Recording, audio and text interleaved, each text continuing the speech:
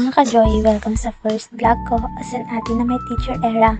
Today, samahan niyo akong turuan ng pamangkin ko magsulat. Grabe talaga maging teacher slash tita, no? Kailangan ng haba ng pasensya. Uy, yan ang challenge sa akin. Pero bakit nga ba akong magtuturo? Hindi na lang kaya siya nag-self-study. Ay naku. Okay, short story time muna. Nung bata ako, naranasan ko rin yung umiyak kapag tinuruan ako ng mga ate at mga pinsan ko.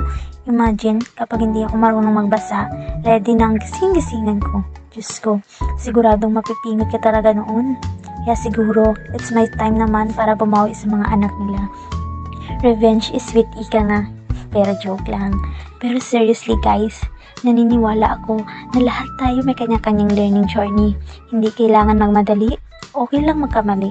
Ang importante, patuloy tayong natututo at lumalago. Anyway, naalala ko noon, natuto ako magsulat kapag sinusundan yung mga dot-dot na eme-eme. Ewan ko sa iba ha, pero yun talaga ang teknik ko para matuto ang bunso naming kapatid. And guess what? Hanggang ngayon, grade 8 na siya. Ginagamit pa rin niya yung dot-dot na teknik ko. Joke lang, hindi pa rin makamove on. Effective pa rin pala.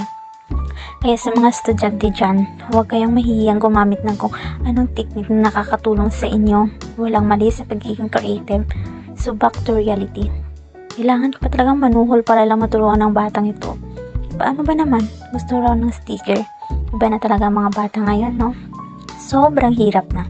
Baliktad na ang mundo. Ikaw na nga ang magtuturo. Ikaw pa ang magsusuhol.